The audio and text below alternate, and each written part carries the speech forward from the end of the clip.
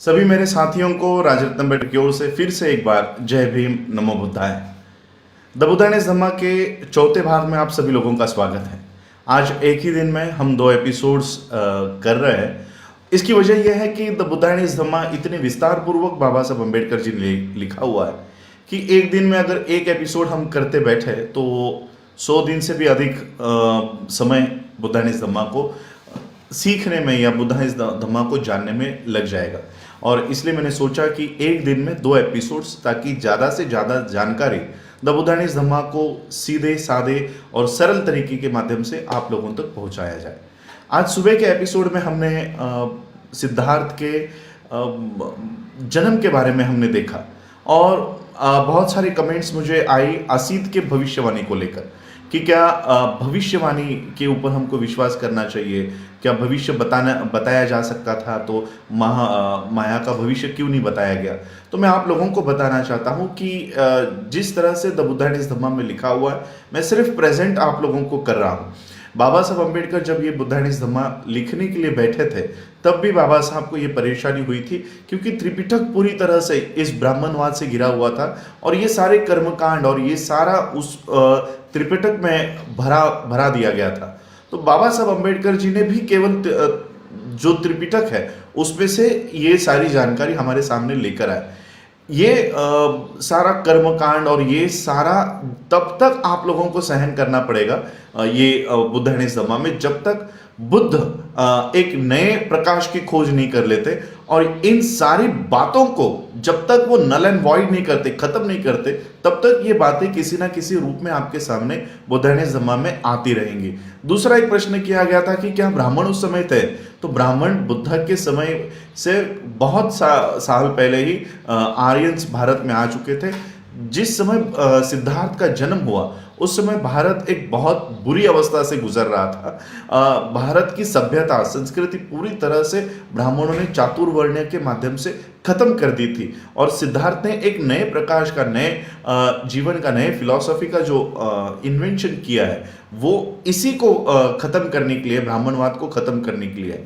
तो ये सारी सवालों का जवाब मैं देना चाह रहा था कि कर्मकांड, ये भविष्यवाणी और ये सब, ये ब्राह्मणों की सारी जो फिलॉसफी है वो आगे चलकर सिद्धार्थ जब बुद्धत्व प्राप्त करते हैं तो वो सारा इनकार करते हैं कि इन बातों को हम नहीं मानते हैं। तो चलिए चौथे भाग में जानते हैं सिद्धार्थ के बचपन के बारे में और उनकी प्राथमिक शिक्षाओं के बारे में।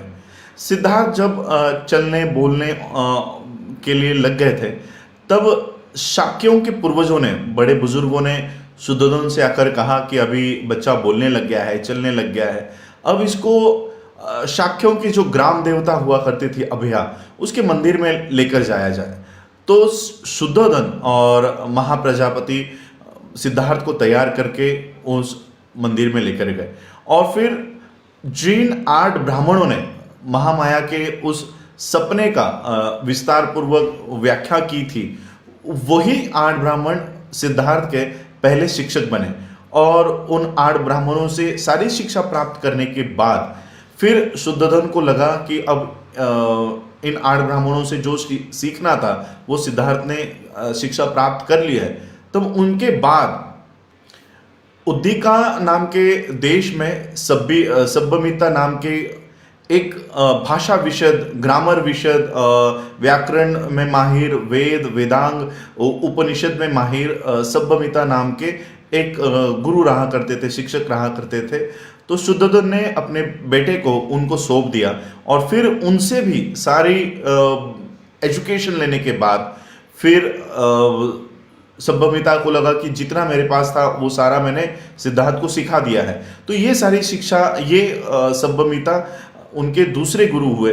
जब सिद्धार्थ की ये पढ़ाई शुरू हुई थी तब सिद्धार्थ केवल 8 साल के थे और ये सारी नॉलेज प्राप्त करने के बाद, ये सारी एजुकेशन प्राप्त करने के बाद उसी कपिल वस्तु में अलार कालम के जो शिष्य थे, अलारा कालम के शिष्य भरद्वाज, इनसे सिद्धार्थ ने कंसंट्रेशन यानी एकाग्रता एकाग्रता का विज्ञान के बारे में उन्होंने सारी शिक्षा प्राप्त कर ली। मेडिटेशन यानी ध्यान साधना, इसकी भी सारी पढ़ाई भरद्वाज से सिद्धार्थ ने प्राप्त कर ली थी। सिद्धार्थ के प्रारंभिक लक्षणों के बारे में डॉक्टर बाबा साहब अम्बेडकर लिखते हैं कि सिद्धार्थ जब भी अपने पिताजी के खेतों पे जाया करते थे और उनके पास अगर कोई काम नहीं हुआ करता था तो सिद्धार्थ एकांत में एक शांत जगह ढूंढकर वहां पर ध्यान साधना किया करते थे। एक ऐसे ही दिन जब सिद्धार्थ अपने पिताजी के खेत पर उनके दोस्तों के साथ गए, तब सिद्धार्थ ने देखा कि कुछ मजदूर खेत जोत रहे हैं, पेड़ काट रहे हैं, बांध बांध रहे हैं। कड़ी धूप में उनके बदन पर अच्छे ढंग के कपड़े भी नहीं हैं। तो सिद्धार्थ ने अपने दोस्तों को पूछा कि ये कितना मुनासिब है कि एक मनुष्य दूसरे मनुष्य के लिए काम करे। ये कितना मुनासिब है कि मालिक जो है वो मजदूरों के इस सारे मेहनत के ऊपर, उनके फलों के ऊपर गुलछरे उड़ाए। तो उनके जो दोस्त हुआ करते थे सिद्धार्थ के, वो पुराने फिलॉसफी को, पुराने तत्व ज्ञान को मानने वाले दोस्त थे। तो वो कहते थे कि मजदूरों का जन्म ही हमारी सेवा के लिए होता है, तो वो जो कर रहे हैं वो ठीक है। तो सिद्धार्थ को बचपन से ही ये असमानता के जो सारे चिन्ह थे, दृश्य थे, उससे वो विचलित हुआ करते थे और एक करुणा उनके मन में बहुत उमड़ के दिखाई दे रही थी। शाक्यों का एक वनप्रमंगल नाम का एक उत्सव वो मनाया करते थे और उत्सव का एक नियम हुआ करता था कि राजा या शासक परिवार खुद उस पहले दिन अपने हाथों से स्वयं वो खेत जोतने का काम वो खुद करेंगे। सिद्धार्थ इन उत्सव में भाग लिया करते थे। वो भले ही सारे विषयों में पारंगत थे, लेकिन अंग मेहनत, जहाँ मेहनत करनी होती थी वहाँ वो दूर नहीं हटते थे, पीछे नहीं हटते थे और आगे आकर वो खुद ये खेत जोतने का काम भी सिद्धार्थ किया करते थे। सिद्धार्थ धनुर्विद्या में और औजार चलाने में, हथियार चलाने में माहिर थे। सिद्धार्थ हमेशा जब उनके दोस्त उनको शिकार करने के लिए बुलाया करते थे, आमंत्रण दिया करते थे, तो सिद्धार्थ मना करते थे। तो उनके दोस्त उनको चिढ़ाने के लिए कहा करते थे कि शायद तुम शेर से डरते हो। तो सिद्धार्थ जवाब दिया करते थे कि मुझे पता है तुम शेर को नहीं मारने वाले हो, क्योंकि शेर से तुम सामना नहीं करने वाले हो। तुम जंगल में जाकर जो निष्पाप और छोटे जानवर है, जैसे कोई हिरन है या कोई खरगोश है, तुम उसी का शिकार करोगे। तो दोस्त कहते थे ठीक है, चलो तुम शिकार करने के लिए मत आओ, कम से कम हमारा निशाना तो देखने के लिए आओ। तो सिद्धार्थ कहते थे कि मैं निर्दोष प्राणियों का वध होते हुए देखना भी ये पसंद नहीं करता। इस तरह का जवाब जब वो देते थे तो उनकी माँ महाप्रजापति, इनको दुख होता था। वो अपने बेटे को बुलाती थी और कहती थी कि लड़ना तुम्हारा धर्म है, तुम एक क्षत्रिय हो और जो भूमि है, जंगल की जो भूमि है वो युद्ध भूमि के पहले की ये भूमि है और वो वहाँ पर तुम अगर प्रैक्टिस करते हो, निशाना किस तरह से लगाना है ये वहीं से सीखा जाता है और तुम वहाँ पर अगर जाने से मना करते हो तो तुम इसमें पारंगत कैसे हो सकोगे। तो सिद्धार्थ अपनी माँ को कहते थे कि किसी क्षत्रिय को लड़ना ही क्यों चाहिए। तो माँ कहती थी क्योंकि वो उसका कर्तव्य है, वो उसका धर्म है। और सिद्धार्थ फिर इसी तरह से सवाल करते थे अपनी माँ से कि एक क्षत्रिय को क्यों लड़ना चाहिए, क्या वो प्यार से नहीं रह सकते, आपस में लड़े बिना क्या वो अपने राज्य की रक्षा नहीं कर सकते थे। तो इस तरह के सवाल वो अपने माँ से किया करते थे और फिर उनकी माँ निशब्द हो जाती थी कि बच्चे को क्या जवाब दे।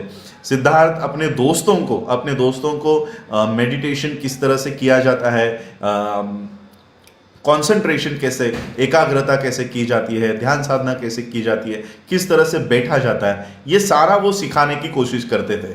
वो उनके दोस्त पहले तो हंसी मजाक में उड़ा देते, लेकिन जो दोस्त उनके साथ ये आसन करने के लिए बैठ जाते, ध्यान साधना करने के लिए बैठ जाते, कंसंट्रेशन के लिए जब सिद्धार्थ उनको कहा करते थे, जैसे ये दोस्त आँख बंद कर लेते तो उनके सामने हिरन आ जाता, स्वीट्स जो मिठाई है वो आ जाती, तो वो कंसंट्रेशन नहीं कर पाते थे।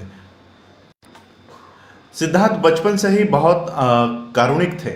एक बार जब सिद्धार्थ अपने पिताजी के खेत पर गए तो ऐसे ही एक शांत जगह पर वो बैठे हुए थे। जैसे ही वो बैठे हुए थे तो उनके बगल में एक पक्षी आकर गिरा।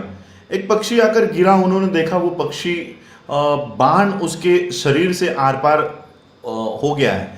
तो सिद्धार्थ ने वो उस पक्षी को उठाया, वो बाण उसके शरीर से निकाला, उस पक्षी को पानी पिलाया और अपने बदन की गर्मी उसको दी और वो पक्षी थोड़ी देर में ठीक हो गया। और जब ये पक्षी ठीक हो गया तब उनके फुफेरे भाई जो थे, चचेरे भाई देवदत्त, वो वहां पर आए और उन्होंने पूछा कि मैंने एक पक्षी यहाँ पर मार गिराया था, वो उड़ते उड़ते यही आया है, क्या तुमने उसको देखा? तो सिद्धार्थ ने कहा मैंने देखा है। तो देवदत्त ने कहा कि वो पक्षी मेरा है, क्योंकि नियमों के अनुसार जो पक्षी को मारता है वो पक्षी उसका है। सिद्धार्थ ने कहा नहीं, मैं इस नियम को मानने के लिए तैयार नहीं हूं कि जो मारता है वो उसका स्वामी नहीं होता, जो बचाता है वो उसका स्वामी होता है। इन दोनों में झगड़ा शुरू हो गया और ये झगड़ा इतना बढ़ गया कि मध्यस्थों को इसमें लाना पड़ा और फिर ये दोनों की बहस इतनी छिड़ गई।